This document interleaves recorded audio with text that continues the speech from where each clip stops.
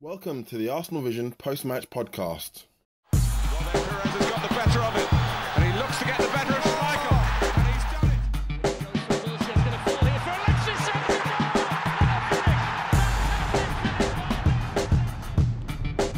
Henry, chance, goal! This is me and Lean from arsenalvision.co.uk. And welcome back to the Arsenal Vision post-match podcast, and a warm welcome to those who haven't listened to this show before. In today's show, though, we have James and Paul are back on the team sheet alongside Elliot. They discuss our 2-0 victory against Middlesbrough in the FA Cup. That's coming up shortly. Arsenal are through to the FA Cup quarterfinals to face... Well, I can't answer that, but you can. This has been recorded prior to the FA Cup draw. But I'm hoping that we are going to avoid Manchester United and Liverpool. But now I said that, we're probably going to get both of them at the same time. But anyway, we are through thanks to a rather entertaining display against Middlesbrough at home. Prior to that match, our opponents were talked of as this giant killing machine, team that doesn't concede. And after the match, they were just a championship team again, as is the way. But I thought we played really well and we played some lovely football. I really like the team.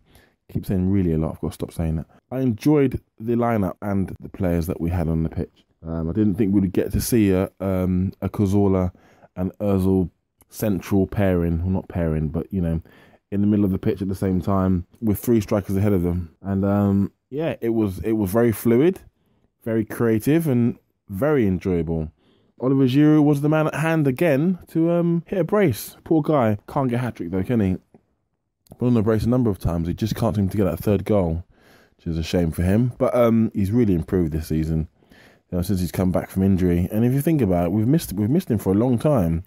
And even at the start of the season, he came off the bench at Everton. He scored a late brace, two very important goals at the time. And, you know, if it wasn't for that injury, he may have had 25 goals to now. Who knows? We don't know, but we've missed him, and his improvement is there for all to see, which is great. But yeah, it was his 2 goals. The first goal was a wonderful team goal, as great on the eye as the second goal was. I really enjoyed the first goal. I'm sure you've all heard that by now, but every player touched the ball before we scored, and yeah, it was lovely. Arsene Wenger teams are always at their best when they're playing at speed, and there's fluid movement, and all players are confident in their ability, and you know, there's no pressure on them. No, not pressure. Wrong word. There's no fear in their game, and that's what we saw yesterday. So yeah, we are through. I am very interested to see if he plays that sort of team again now in the Premier League, especially away from home or against a better team, because you know, it was fun to watch, wasn't it? I mean, playing the way we did against Spurs, it wasn't fun. I understand why we did it. Makes sense that we did it, but you know, we're an attacking team, attacking players, and we want to go to places and beat teams rather than trying to strangle the life out of a game. It's not really our players, but you know, I can't complain, because when we beat Manchester City away, I was like, yeah, this is great. But when it didn't work against Spurs, it was a bit rubbish. But yeah, I like the way we played yesterday. I like where the players played. I would like to see that team again with a few changes. With Francis Coquelin back in the side, and maybe Hector Bellerin at right back, making us stronger. But yeah, it was entertaining. So anyway, now I'm going to hand you over to the guys, and you have yourself a nice week, and we'll be back after the Crystal Palace game on the weekend. Bye.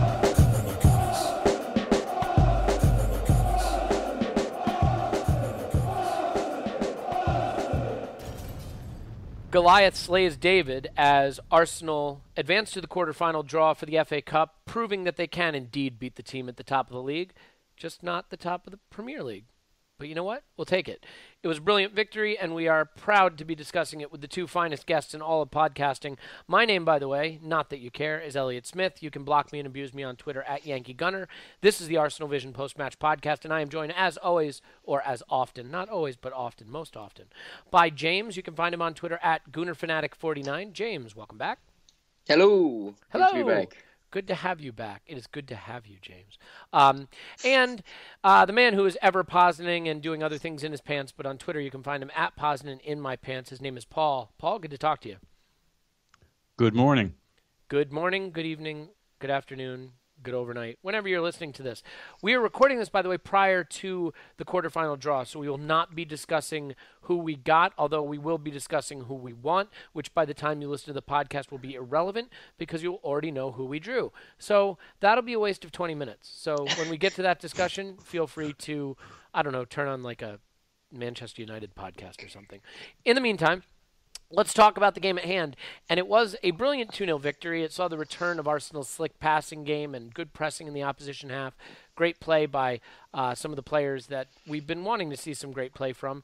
So let's start just by going over the lineup really quickly, as we often like to do. James, it was an interesting lineup, and it's one that gave us a lot of things to discuss because we did see Cazorla deployed in sort of the Aaron Ramsey role next to the holding midfielder, which allowed Ozil to play in the number 10. 3 changes to the back 4 and a change to the goalkeeper. So what did you think of the starting 11? And were you surprised that for a manager who likes continuity, were you surprised he made so many changes defensively? Yes, somewhat. So there were 7 changes made in total. I think the difference now that we see compared to perhaps earlier in the season when we'd incurred a few injuries and we didn't have the added depth of Gabriel, that now we have a lot more confidence in the types of players that we can bring in.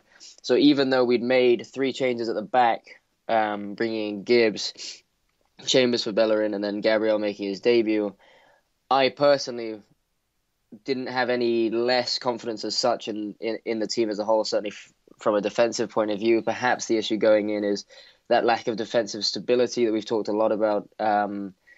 There's a lot of partnerships and relationships that need to be formed at the back, certainly with Gabriel and Koscielny, players that are very new to each other and have a very similar playing style.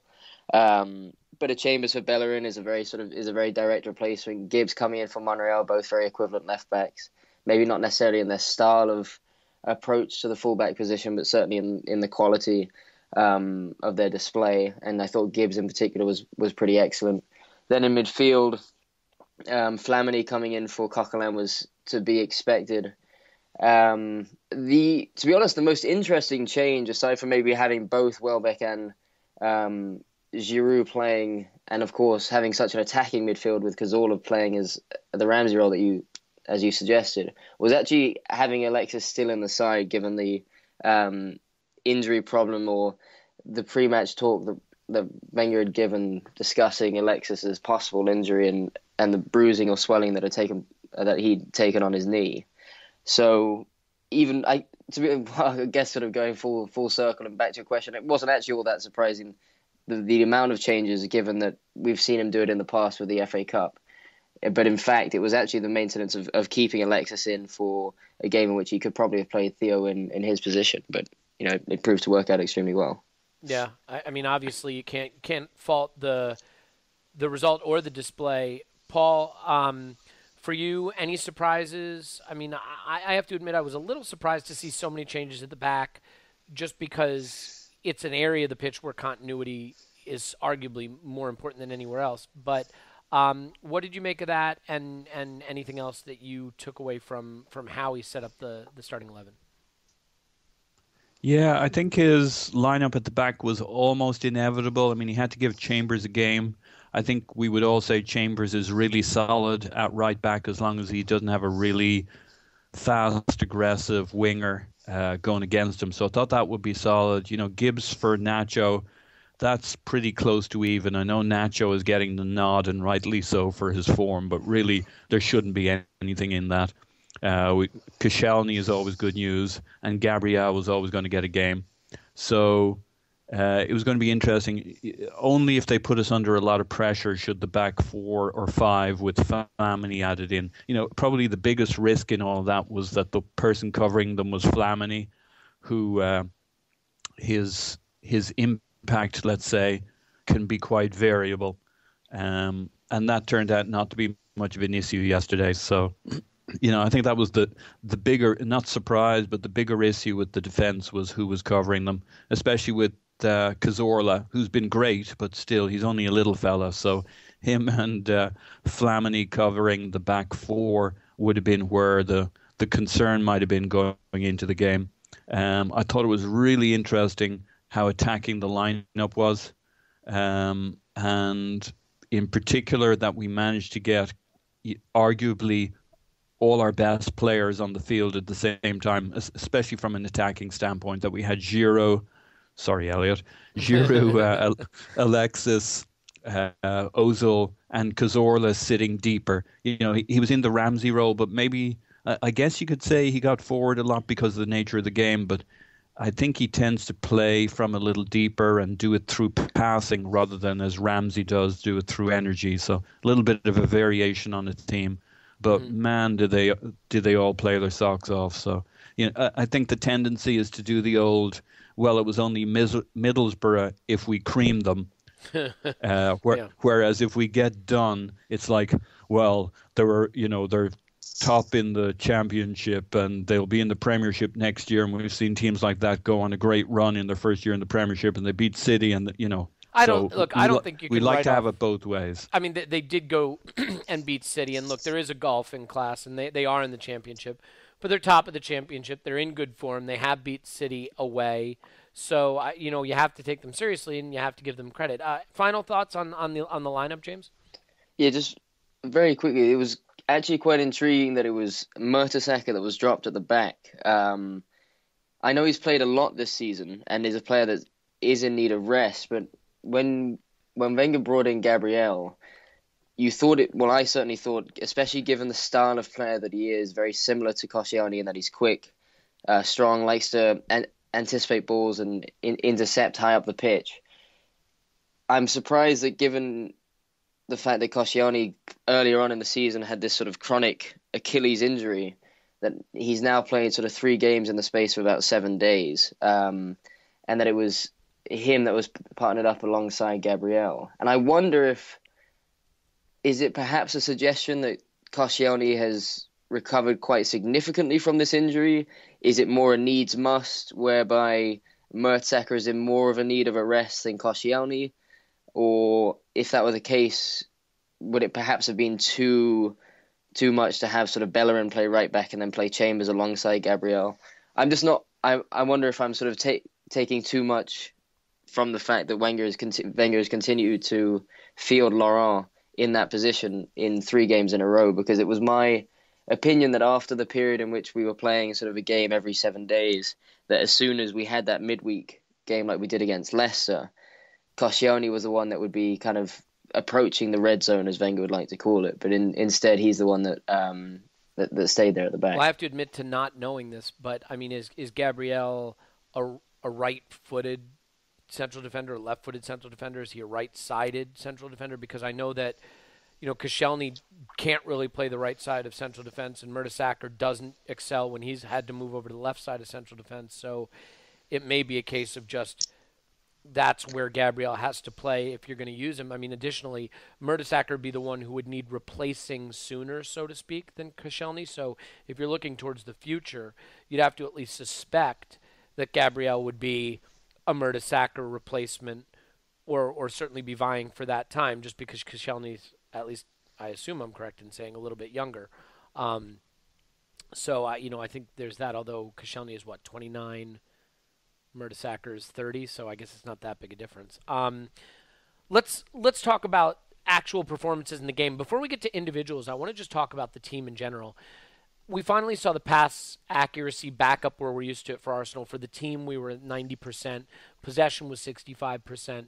You have players like Cazorla, Flamini, Ozil, Welbeck completing, 91, 92% of their passes, which we haven't seen lately. And the thing I noticed right from the start is that we're pinging the passes around. They were moving accurately, quickly. There was pace on the passing. There was real confidence in our passing game right from the start.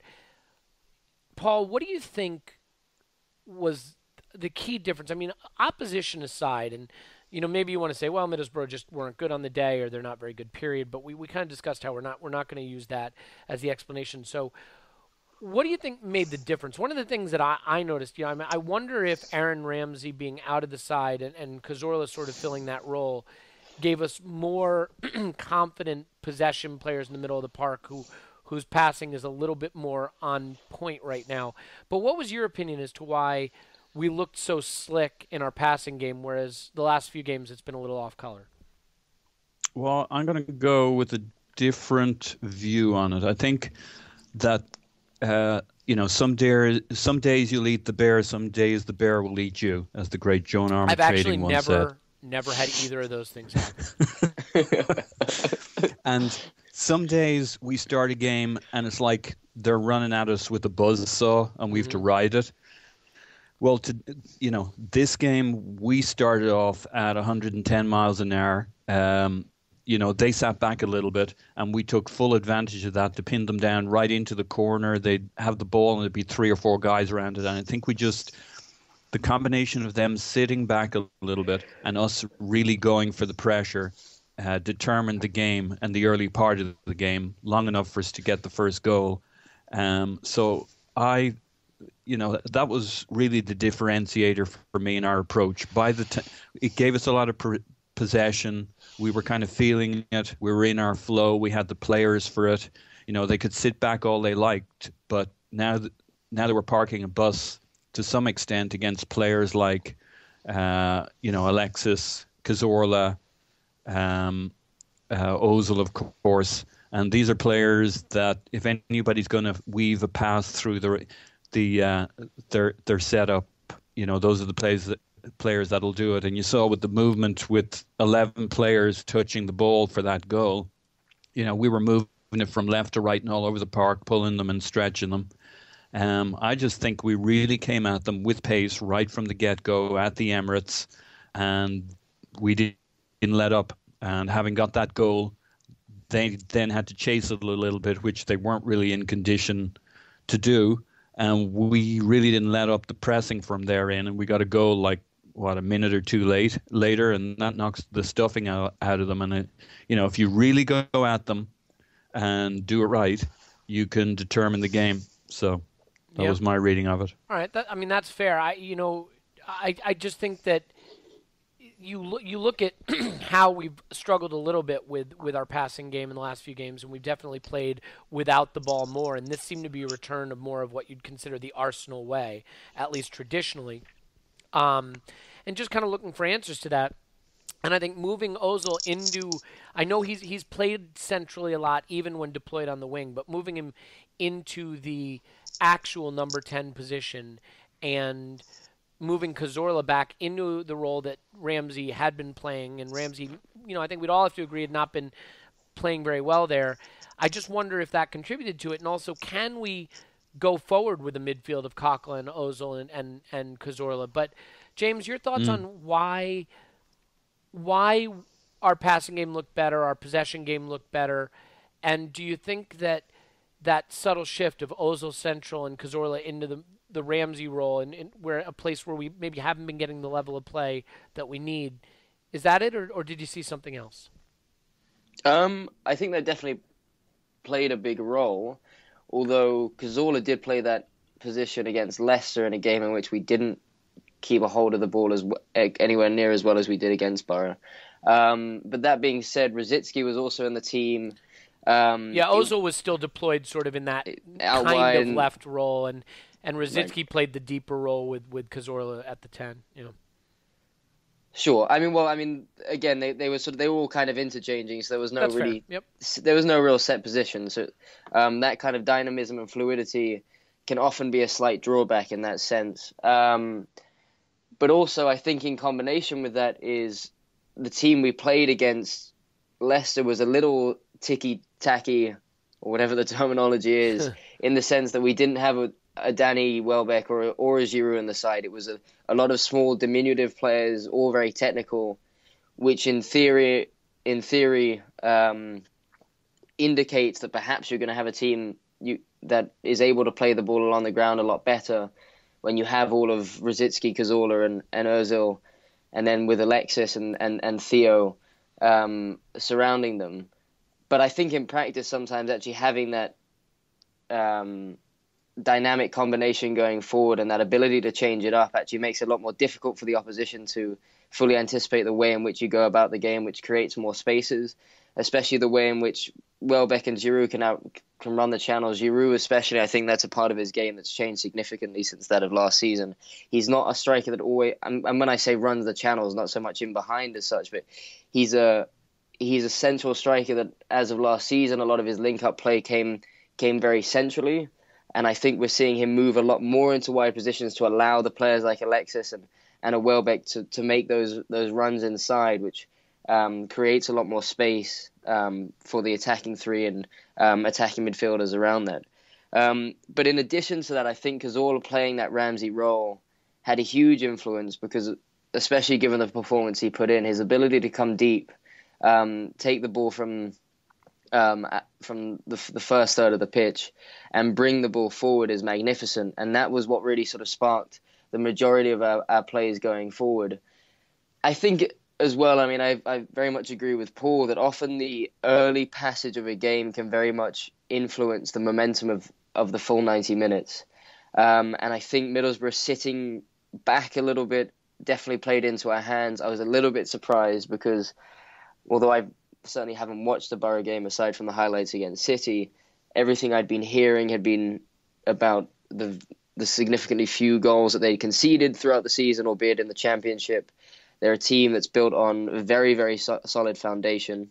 And although they defended well, given that it was an FA Cup tie away from home at the Emirates, I didn't think they made it as difficult as they could have done for us. And I thought they were going to come into the game with a lot higher intensity, with a much higher pressing game. But then I say that sort of not knowing the way in which they've gone about playing these types of matches in the past.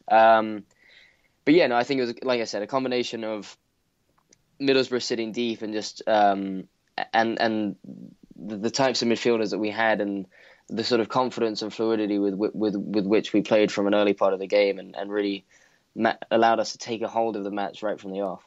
Yeah, I mean it was great to see, just because I think that we had kind of lost our way a little bit. I mean, I know our form has been decent, North London derby aside, but I don't know that we had fully adapted to the idea of playing without the ball a little more and defending a little deeper, and the fluidity hadn't been there. The quality of our passing hadn't really been there. It was definitely there against Middlesbrough, and it was great to see. I want to talk some individual performances, and we'll get to Giroud, who obviously was fantastic, and his two finishes were brilliant, and everyone can have a good giggle at me, but I think, as I've always said, it's quite clear. I don't hate the guy. He frustrates me at times, but I don't hate him. But I want to talk Mesut Ozil first. He was magnificent, and he was more involved in this game than he's been lately. 115 touches, 95 passes, versus even the Leicester game where it was 25 fewer touches, 30 fewer passes. I think some of that was down to how he was deployed, and some of that obviously was down to just how the game played out. But Paul, what did you see from Mesut Ozil against Middlesbrough that was different, if anything, or do you think this is just him continuing to find his form after coming back? The other thing I notice about him is that he seems more willing to have a shot, to look for his own shot, which is actually really encouraging. There's not that feeling that he has to set up a teammate. And then 8 key passes is Fabregassian. That's phenomenal, and that's kind of what we expected when we bought him. Do you think this is natural Ozil progression, just coming back from injury, or do you think that there is really something in terms of his involvement and performance today to really being deployed in that 10 role? I know he has a lot of freedom even when he's deployed wide, but do you think this is where we get the best out of him? Yeah, no, I think this is more than just coming back and slowly working into form to the same old Ozil we knew. I mean, you can't think that, if you're any normal human being and you spend that much time in the gym building big new muscles, when you eventually get them out there, you're going to want to use the darn things.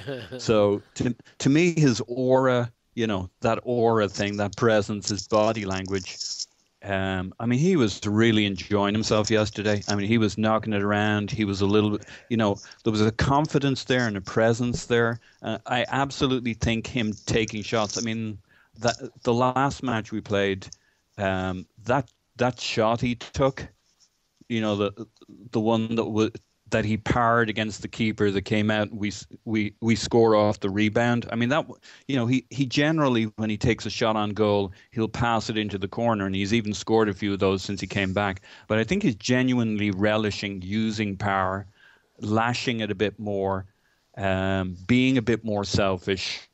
What is it? It's a lion tattoo or something he has on his arm, and the gist of it is he doesn't listen to anybody but God. Well, I think he's actually starting to live up to that lion tattoo now, and he's beginning to lash around the place. He's much more, certainly off this game. What I really, really enjoyed out of all of that, though, was that the person he banged the most passes to and from was Cazorla by a long way. I mean, those guys just had a field day finding each other. I think for me that was the real good news, because when any game Cazorla and Ozil play really well and find each other in, we're probably going to stuff the opposition. Yeah, I think that's fair. I mean, you've ruined it for me because I always assumed that tattoo was for the Lion King movie, but it's fine. I thought he was a big Disney fan. I guess not. Anyway, he might be. Yeah, both can be true. Why can't it be both? Yeah. What about you, James? Your chance to ooze praise on Mesut Ozil. Absolutely. Obviously you don't want to draw too many conclusions from just a couple of individual performances, but since he's been back from his injury, I think we're seeing an Ozil that we haven't really seen since probably when he first came in after that transfer window, after we signed him. And I think part of that may be down to this new confidence. I don't know whether he's been taking some testosterone boosters as well, or what he's been putting in his drinks in the morning. But he certainly does look more confident in his physique, in the way in which he wants to take a hold of a game when he has the ball in the final third. He looks desperate to sort of beat a couple of players in the box now and then and create that little bit of space to take the shot that in the past I don't think we would have necessarily seen him do. I think also with Ozil, the magical player that he is, he's a player that thrives on having a team that's confident and a team that has a lot of runners, but B, quality around him. And I know that sort of that goes for a lot of quality players too. Don't take me wrong, and Alexis is the type of player that, as we say, creates chances out of nothing.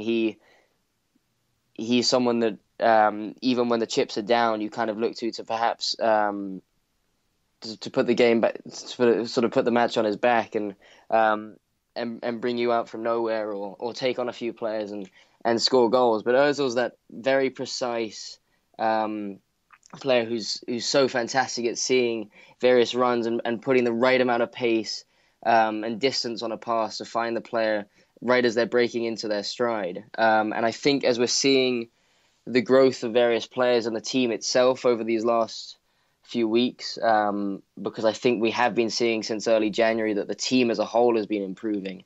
And as the team improves, I think there's no player who benefits more than Mesut, especially when you start to see, although I agree that the relationship between Cazorla and Ozil is absolutely excellent to watch, but I found it interesting to see the partnership that was developing between Alexis and Ozil, because the two of them do seem to be very much on the same page. There was that delicious ball that he played through to Alexis where he nearly got to it just before the goalkeeper or defender. Yeah. And I think obviously the kind of the pace and the kind of runs that Alexis makes very much suits the type of player that Ozil is. And so I think it's down to a little bit of confidence. Luka, it's a little bit down to perhaps the added strength and self-determination he has in his physique, but most importantly, I think it's also just the shape of the team and the growing confidence in the players around him, and maybe not so much the understanding, but I think just the growing ability of the attacking players that we have going forward. Yeah, I think there's a problem for the manager here, which is, look, the whole bit about Ozil not being a winger and being a number 10 has been done to death.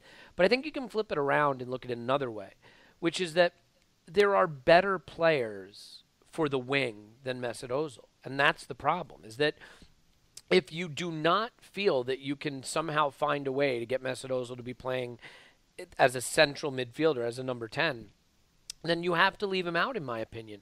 Because I think players like Ox, Welbeck, Alexis, Theo, these players are all better on the wing than Ozil is. And when Ozil is on the wing, we don't have a lot of width. He's not going to make the runs because it's not as naturally what he wants to do. And to some extent, he's not going to participate in the defensive side of the game as much. Not that Theo Walcott does a lot of that either. But instead of looking at it from the standpoint of Ozil's a number 10, he's not a winger, we know that. And ideally, we'd like him to be able to play the 10. I think everybody feels that way. But I think the other issue is that if he's not playing that position, then I think he's keeping someone out of the squad who's better on the wing than he is. So you see what happens when you move him into his natural position. Not only do you get more out of him, but you get more from that left wing position because you put a player there like Alexis who can excel and thrive in that position. So it's kind of, it's more like a Rubik's Cube in making all the parts go where they best belong. And the manager, I think, is still trying to figure that out. I have always been of the opinion, this is, by the way, if you're new to the podcast, this is the host soliloquy segment. I have always been of the opinion that Santi Cazorla can play that deeper lying midfield role next to, whoever the holding midfielder is. Let's say for now it's, Francis Coquelin. Because I think that Aaron Ramsey, for all of his positive qualities, I think his defensive contribution, I think they've been overhyped and overplayed because he has a good engine and he runs. But I think that Santi has every bit the ability to be defensively aware and involved in the defensive side as Aaron Ramsey does. I think there's a little bit of mythology to Aaron Ramsey's defending. But I think that you can put Cazorla in that deeper lying position. He can pick the ball up from defense. We did make a couple tackles and an interception and a clearance against Middlesbrough, so it's not like he wasn't involved in that side of the game. But he can pick the ball up from defense and do what we miss without Arteta, because the one thing that neither Flamini nor Coquelin do the way Arteta does is shuttle the ball between the defenders and the midfield and kind of bring it into the attack. And Cazorla can do that. And on the form that Ramsey's been in, he hasn't really been able to do that as effectively. So that's all stuff that we can get into later. But I want to get into some of the other performances in the match and some of the other incidents in the match. And I think it's time that we have to talk about Olivier Giroud. This is the part I've been most looking forward to, as anybody who is a regular listener to this pod or reader of my tweets would know. He's a favorite of mine. Paul and James have never been as convinced, but I've been there, loyal as ever. And if you're not a regular listener or reader, then you'll think all of that is true, and that's delightful. So, Paul, we'll start with you. I mean, Giroud is never going to be a guy who has a lot of pace, and there were times in the match where it looked like Ozil was a little frustrated. He couldn't get on the end of certain balls that he was playing. But the one thing that Giroud has really done, I mean, if you don't have a lot of pace, but you have a big frame and a good touch, the one thing you're going to need to do as a center forward is when you get a chance, you have to take it. And Giroud's finishing has been questioned in the past. He has clearly elevated his finishing this season. What do you think of his overall play? And talk to me about the 2 goals he scored, especially that sumptuous volley for the second one. Well, let me just compliment you on one of the most superb demonstrations of revisionism since Stalinist Russia on your Giroud position. Thank you. Yeah, that's what I was going for. I said before we started recording today, I said, how can I be like Stalin? And that was Stalin-esque. Thank you. That's what I was going for. Anyway, yeah. Well, I'd actually been quite keen to add in on the last point, mainly one word, when we were talking about how well the boys were playing together, are Alexis, Cazorla, and Ozil, and how well they were working together. Because I think the key piece of that puzzle was Giroud. Okay. I thought he played brilliantly as the hub, knocking it back, continuity, giving them out balls. I do fault Middlesbrough a little bit. that they didn't put more pressure on Giroud and bang him about a bit more, because if you give him that little bit of space, his connecting to those guys, that'll kill you. And the other thing I like about Giroud is he basically, one injury aside, he's pretty darn robust. So you're going to see him there every week, like you do with Alexis, like I think in general you can say you do with Ozil, and like you do with Cazorla. So I think those four guys are going to be so keen, because if they play the way they hinted at yesterday and they stay fit, which they generally do, a very consistent, stronger and stronger performance is always possible.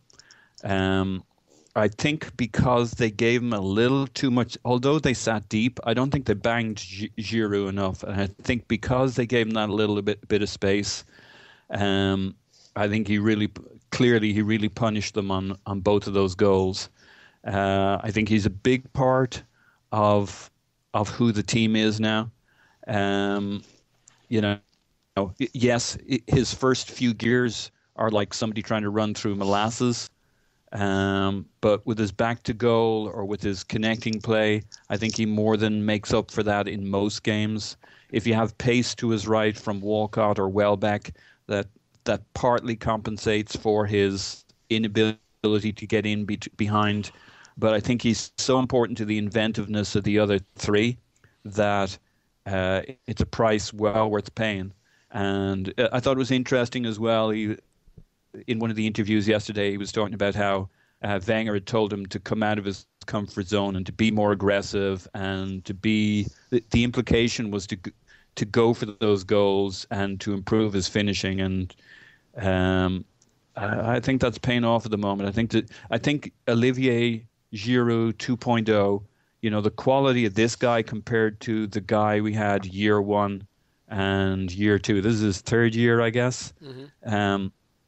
He's, he a bit like Ozil coming back.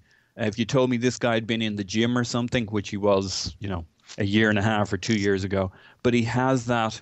His time off is clearly, he's had time to think about it and clearly appreciate his game and his role in the game. He's come back a much stronger, more dominant player.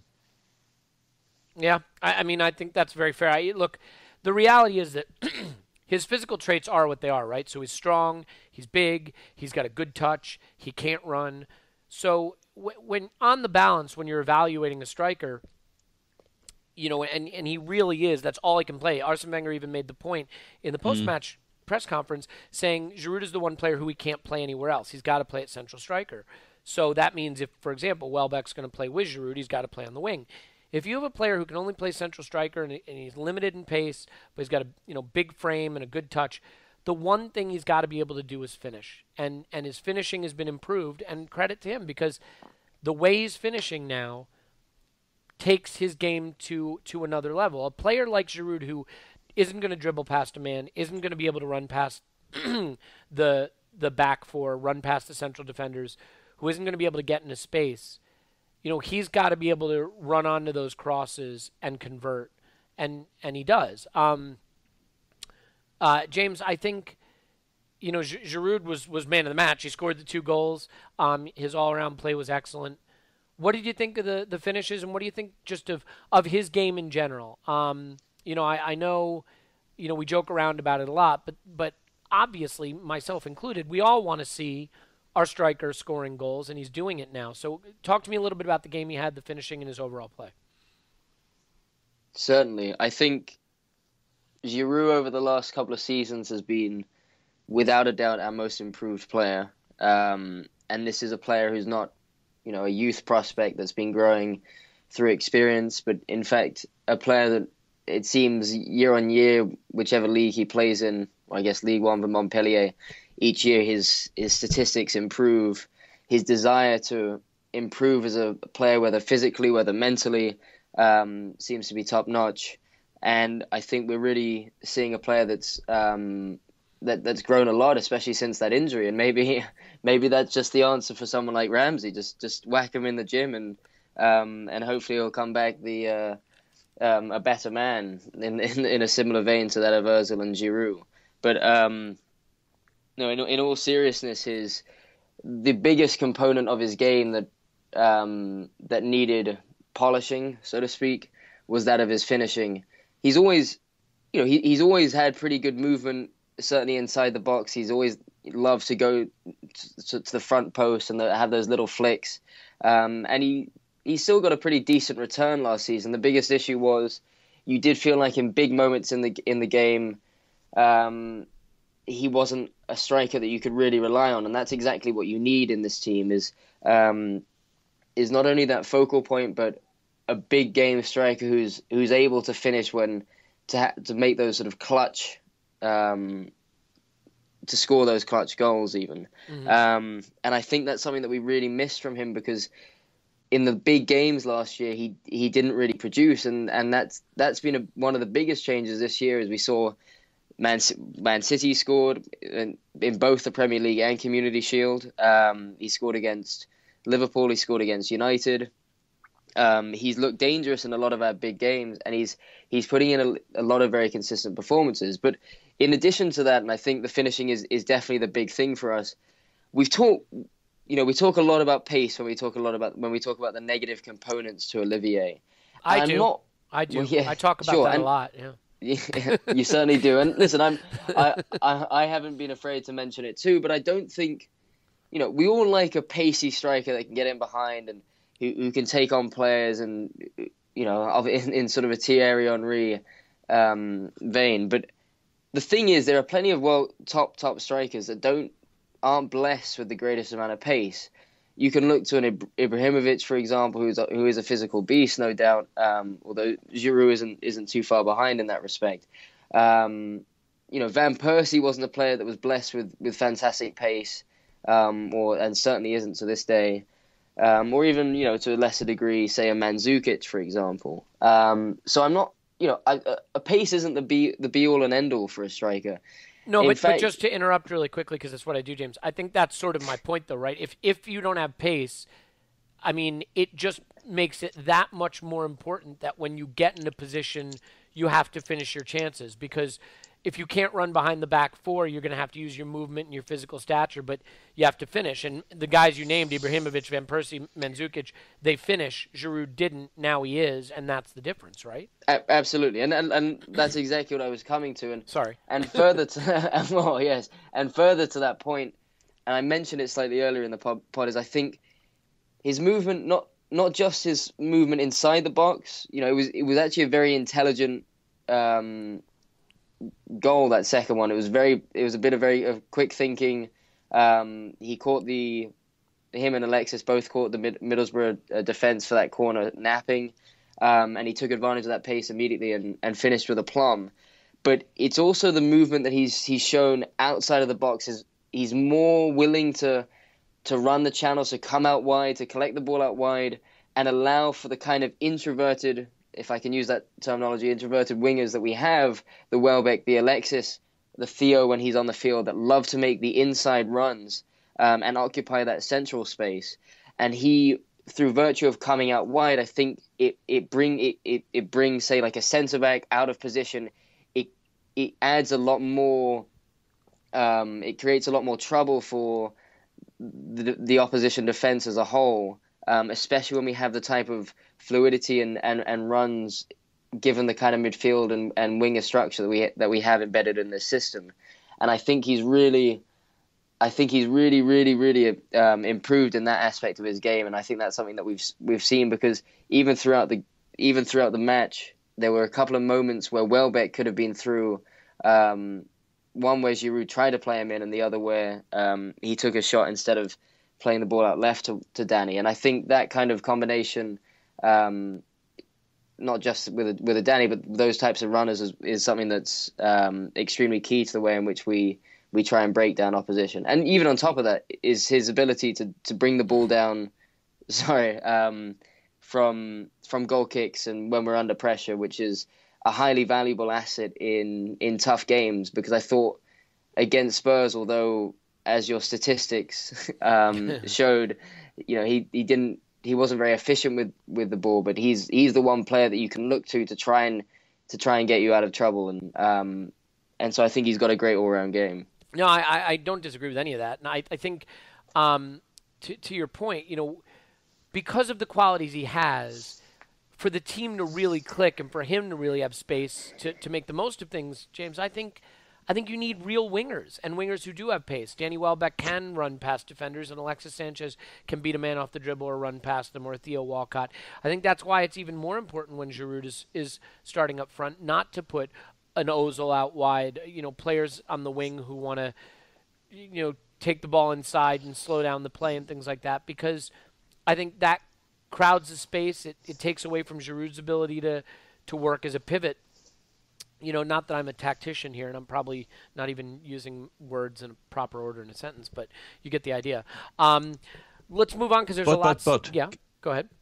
Elliot, can I add quickly? Yeah. So while I agree with that, the other way of doing it, and we've seen it done pretty often with Arsenal and other teams, is to use your full backs as the wingers.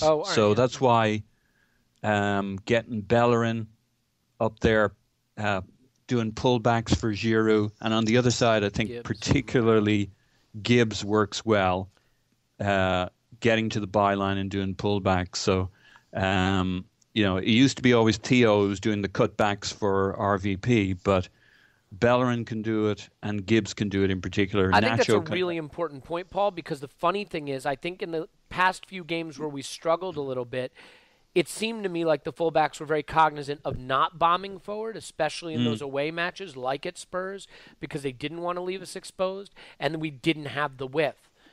And that's why we weren't able to get out a lot of times. But I think that's a really important point. Let's talk about Sanchez for a minute, and then we'll go further back on the pitch towards the defense. But so before I pose the question and start the debate about this, I want to make a comment for the mentally challenged out there.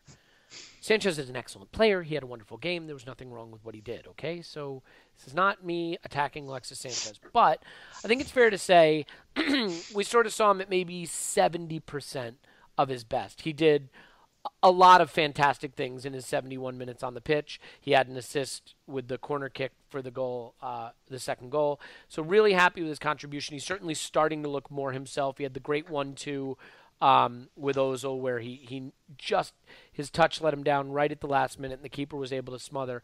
But the question I want to ask is something a little different. Paul, when you watch us play like we were playing against Middlesbrough, and the ball is pinging around and moving from player to player to player, tic-tac-toe, pretty triangles. And then you watch Alexis get on the ball and dribble some more, feint, touch, dribble.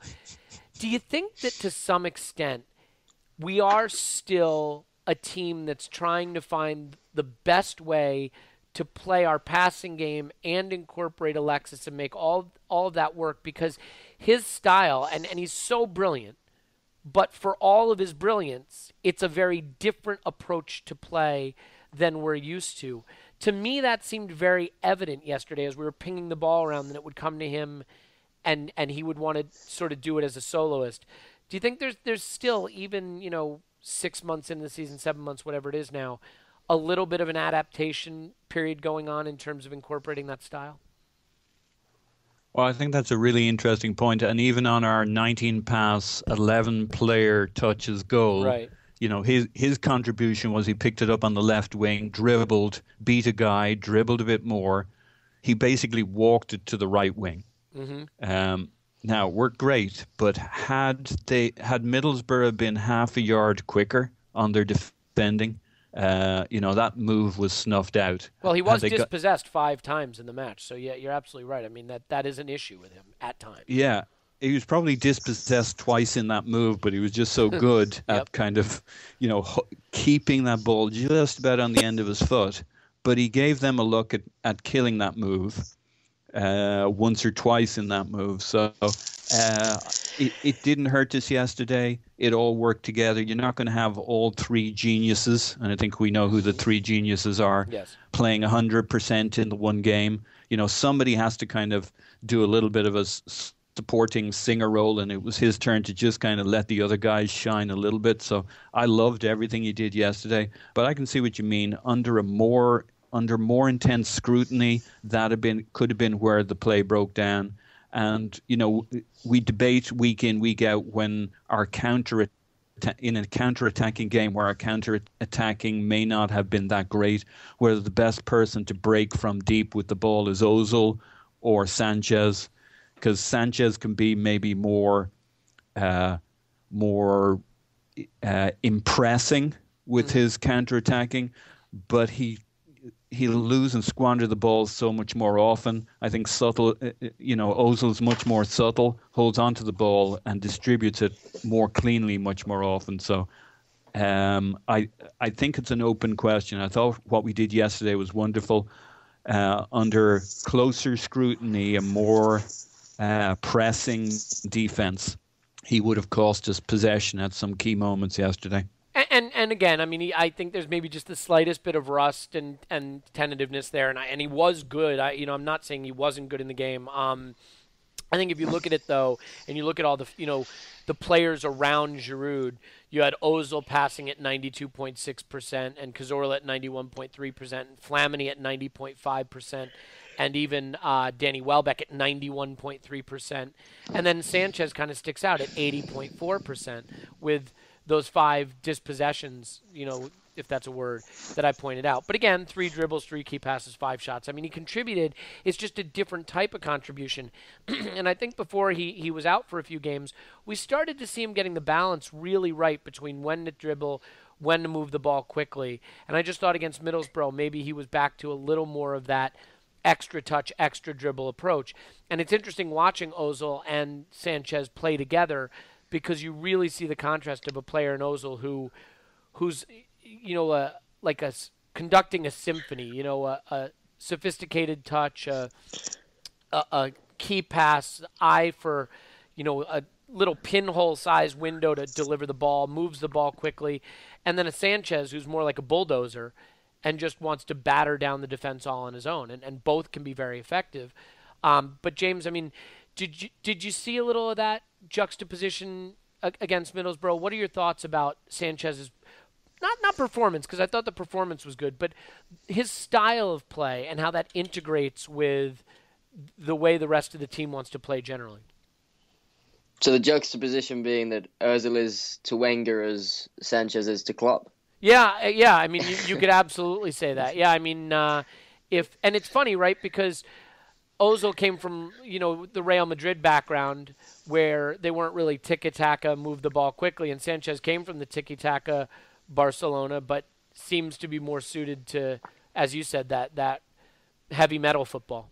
But maybe that's just why, though. And the reason is, and I completely agree with what you're saying, that if there is one deficit to Sanchez's game, it's his decision to sometimes hold on to the ball for a little too long, or to be a little lackluster with the ball at his feet, whereas other players might play the quick move and the pass and move game that is so well associated with Wenger ball. But I think in a setup that we have, he's the exact type of player that you need to throw into that mix, because, for example, if you look to the Tottenham game, where you had a lot more of these tiki-taka style players without the Alexis, and on top of that without Alex Oxlade-Chamberlain, sometimes when you come up against a high-energy team, a team where you're penned in your own half, it's actually having all this great one-touch passing and movement and, slick passing attributes can be very ineffective against teams that pressure extremely well high up the pitch. And in fact, it's sometimes you need that player who, although in general is quite, might have a lower possession percentage throughout a game, to get you out of those sticky situations. There were several times in that North London derby where you felt Alexis deep in the half with his ability to kind of wriggle away from players, although it's a much more high-risk, high-reward type strategy, could have relieved the pressure in a far better manner than the way in which we tried to go about it, although we weren't really effectively implementing that tiki-taka style anyway. Mm-hmm. But that being said, I think it's inherent in a player who takes the type of risks that he does and affects the game in the way that he does, that the one sort of flaw to his game that you're likely to see is his propensity to perhaps lose the ball more than others will. Mm-hmm. But then again, that's a virtue of him trying to take on players, trying to make things happen. And while I do agree that it was something that can be improved upon, and something that I think, as you said, was a part to his game that looked to be getting better, in the sense that he seems to be making the right decision when to take on a player and when to play the quick pass. I'm not sure if it's anything of concern, because if you take that component of his game away, I think you actually take a lot of the positive aspects of the game away that are so influential for this side at the moment. Yeah. And even on top of that, aside from the way in which he carries the ball and the way in which he takes on players, which is what leads to him perhaps slowing down our possession play and perhaps losing the ball more than others, is that he still does have, the runs in behind, the very direct components to his game that have a very direct benefit to the types of to the passing style that we enact, in the sense that Ozil pass for the prospective Sanchez chance is a type of Theo run that he also has in his game that is, which highly complements the types of players that he has around him too. But yeah, no, I agree. If there is one thing with Alexis, you would like to see him improve on that, but you're never going to see an Alexis who, well, I mean, it would be almost sort of like he'd be having to reach sort of Messi-esque standards if he's going to be playing the one-touch style effectively and at the right moment every single time, while also perfectly choosing the moments in which he takes on players and attempts to do things individually. Yeah, no, I think I think you covered it brilliantly. And by the way, Sanchez is our best player. Sanchez and Ozil are probably our two best players. And as long as they're in the side and playing together, they'll figure it out, and it'll ultimately lead to good things for Arsenal. I'm not concerned about it at all. I just think sometimes you see players make a run or move into a space expecting that quick ball from Sanchez, and they have to readapt to the fact that he's going to try to beat his man first, create a little extra space, try to wriggle out of a tight spot himself. And they just have to adjust that timer in their mind of when they expect the ball to be coming to them. It's certainly not a criticism of Sanchez. I think it's just an integration issue. I want to do something really quickly that I think will be interesting. I want to do something a little bit differently. So let's do this. I want to assign you a position in an argument. Are you guys okay with that? Okay. This sounds dangerous. Paul, you hate Giroud. Yeah, Paul, you hate Giroud. James, you hate Giroud. Go. No. And Ramsey. Okay. No. And Wenger. Yeah, sure. I'm gonna assign Theo Walcott to Paul, and I'm gonna assign Danny Welbeck to James. And here's what I basically want to say. I think there's a really interesting battle developing between those two. Danny runs, he works, he's all action, he helps defensively, but Theo just looks like he has a goal in him every time he steps on the pitch. And I think that's where a real battle is developing for a starting position, along with Alexis and Olivier Giroud. So, Paul, let's start with you. Tell me a little bit about what you thought about Theo when he came onto the pitch yesterday, and make your argument for Theo as the right choice to be ahead of Welbeck in that role. All right, and I just want to stipulate one rule. You can't be all willy-waggy back and forth. You got to pick a guy, and you got to defend him. You can't be saying, Welbeck's great too. No, that's if you're it. defending You're Theo. picking Theo, Yeah. And James, you're picking Danny, and that's the end of that. So no leaking, no bleeding. Right. There's no we can't swap Theo. or anything. No, you can't soften your opinion and be like, but on the other hand, you're going to take the position and pretend this is debate club. Go. Good. Yeah. Okay. So I win. Goals and assists. Theo absolutely not only creams him, creams basically everybody in the team. The other thing he brings you, and we all know this, is other teams adjust how they play when Theo's on the field, because they know he's going to get a goal or an assist sometime in the game, and one goal changes everything. So, that's the biggest thing in his favor. In terms of his defensive work rate, etc., he said the right things this year. We've seen a bit more energy from him. He's not there yet. But the other thing is, we say things like, I do. We point out that Wenger says things like, Jack needs 7 or 8 games starting before he'll be back to full form. We reminded the same about Ramsey. Now, very often they don't get their 7-8 games. I think we saw The last time Theo came back, it took about 7 or 8 games before, people were saying, oh, he's missing shots and blah, blah, blah. And we had that, his opportunity against Spurs where, was it Rosicky put through that perfect ball to him?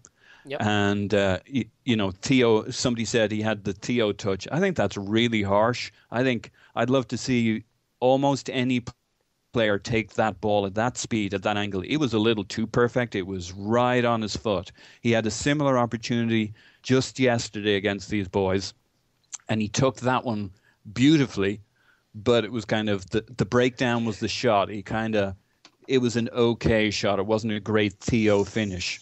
So give him a few more games, and he'll still be somewhat hit and miss. But his finishing, his goals, his assists are going to remind us why you never want to leave him off that pitch. I mean, he always started for Wenger in previous times. Okay, we didn't have the battle with Alexis, Ozil, and trying to get Cazorla on the field. But Danny gives us great work rate.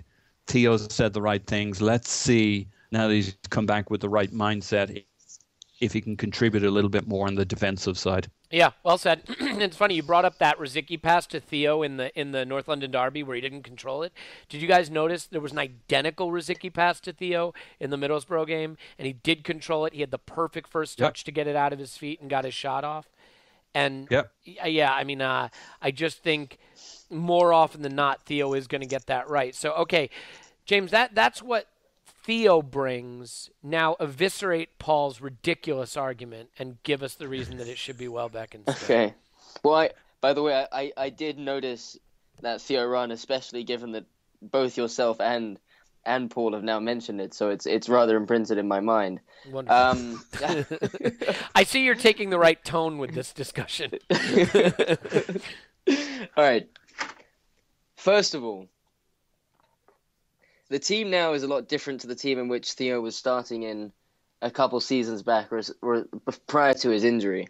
We're a team that's now blessed with a significant amount of pace, not only certainly in these wide positions, but specifically in a player in Alexis, a player that you can rely on throughout a season to be bagging you a significant numbers of goals and assists, compared to that of Theo, who pretty much adopted that role in seasons past, where it was either between him or the central striker that was Van Persie at the time.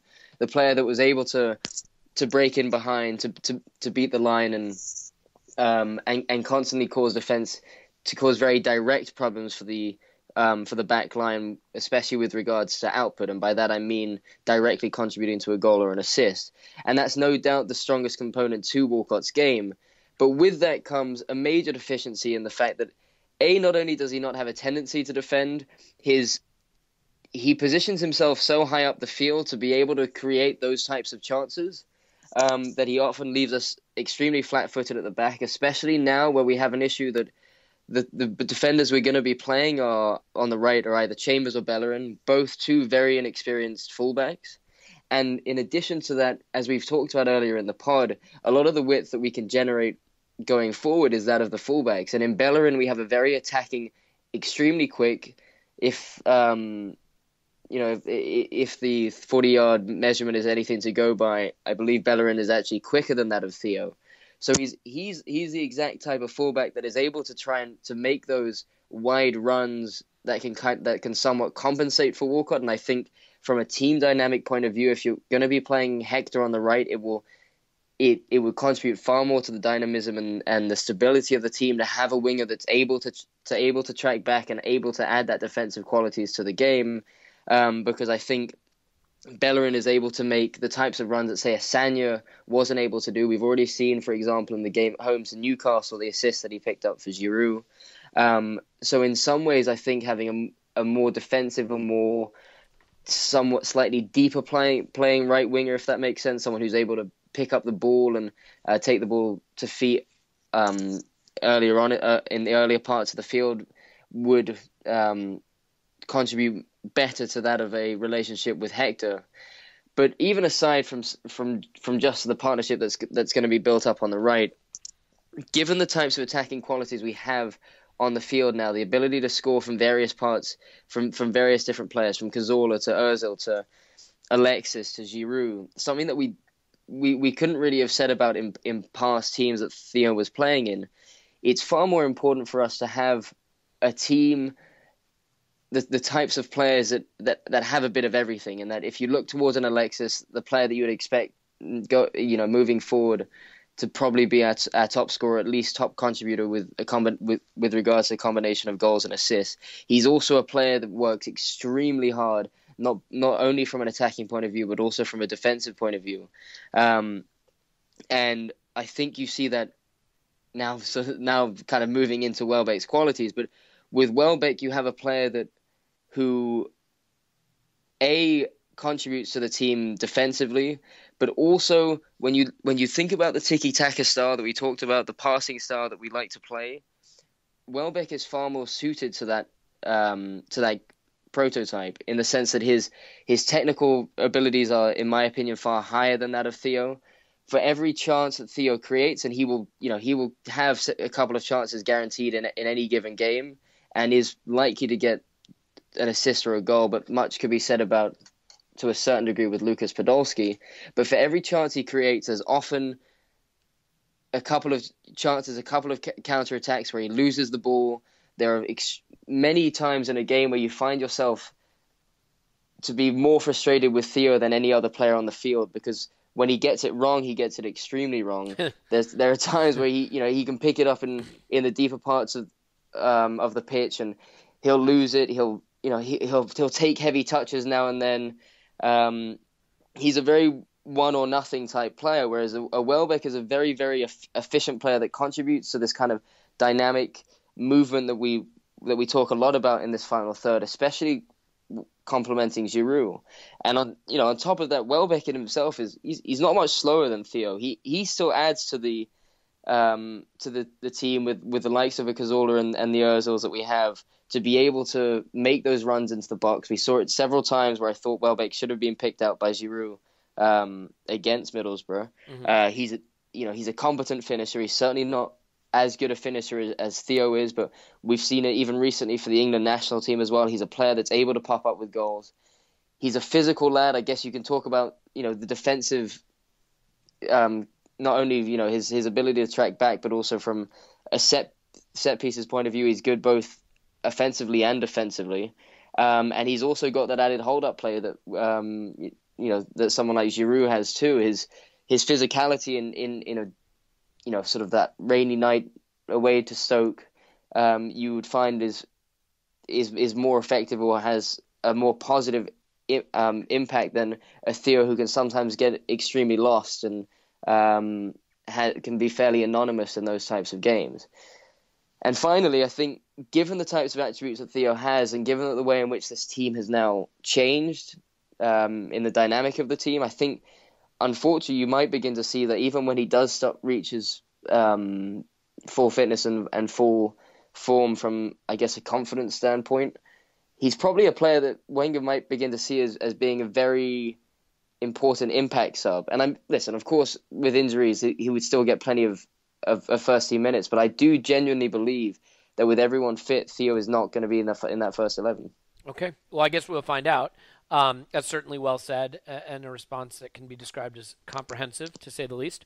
I agree with what you both said. I think it's hard for me, right? Because I love. There's something about Theo that I love, but it would be it would be dishonest to act like I don't see his deficiencies as well. And it's going to be a really interesting battle, because then you throw Alex Oxlade-Chamberlain into the mix, and they're probably all competing for one spot, because as long as they're fit right now, you'd have to say that Alexis and Giroud are playing, Mesut Ozil is playing.